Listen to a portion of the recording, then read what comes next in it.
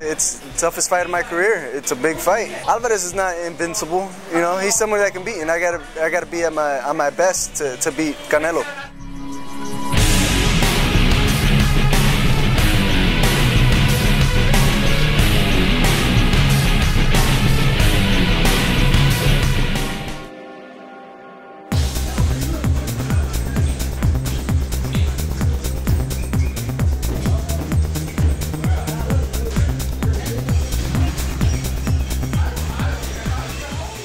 I'm joking here with Josesito Lopez, the reigning WBC silver welterweight champion.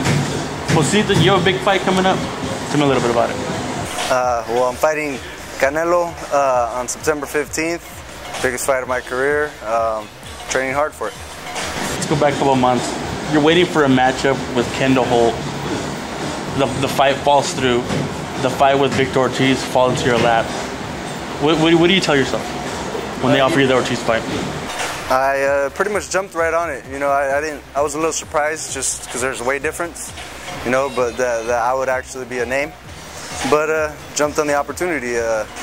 Opportunity like those for a fighter like me doesn't come too often, so I have to jump on it.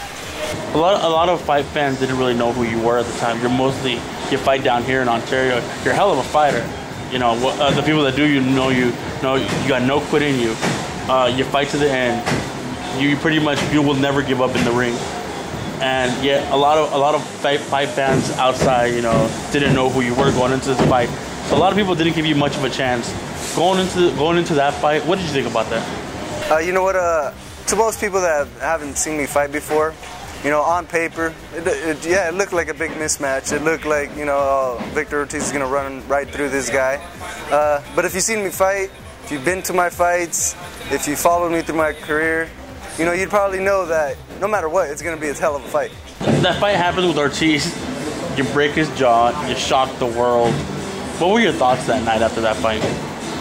I guess it didn't really sink in. I mean, I beat another fighter, you know, just a step closer to where I want to be, you know, but it's just getting closer to where I really want to be. So, you know, now forget about all that, you know, I beat a fighter, good, you know, beat Ortiz. I don't really care anymore, you know. Now I got another big obstacle ahead of me that I have to beat. Now, talking of going back to that night, I remember you holding that WBC silver title, you know, world title, holding it like if, you know, like it was a precious baby. What did that title mean to you? It meant a lot, you know. That's just the show of the hard work that you put in. You know, because a lot of people come in and just see fight night.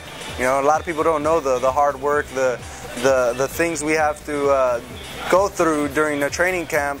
You know, in my case, throughout nine and a half years of the pros. You know, it's hard work, not only for the boxer, but for the boxers' families. That's right, your family. You know, they're pretty much going through the same struggle you're going through. Yeah, you know, everybody. You know, the family goes through a different struggle.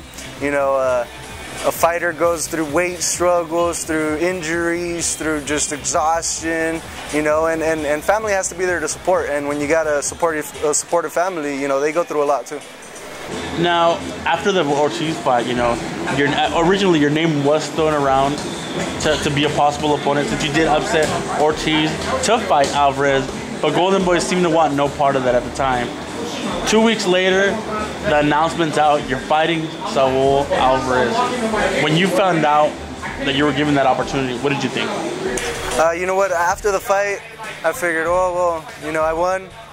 It's not going to happen, even though they said it. I asked you that night if you thought it was going to happen. You said, no way. They're not going to let me fight Alvarez. Yeah, I figured, you know, they're not going to give it to me. Why would they give it to me? I'm not their fighter. You know, they don't need to give it to me.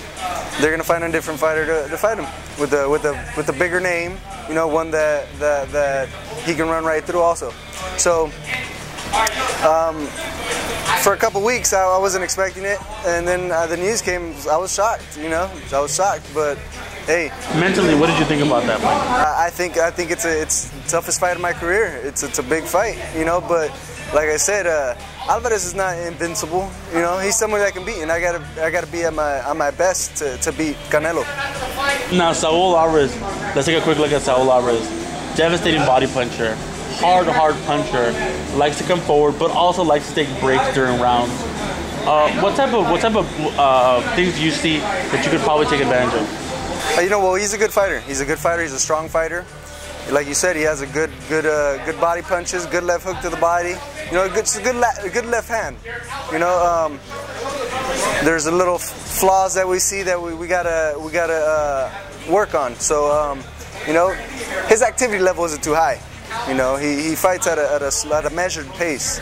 You know, I just got to take him out of his rhythm, take him out of his comfort zone.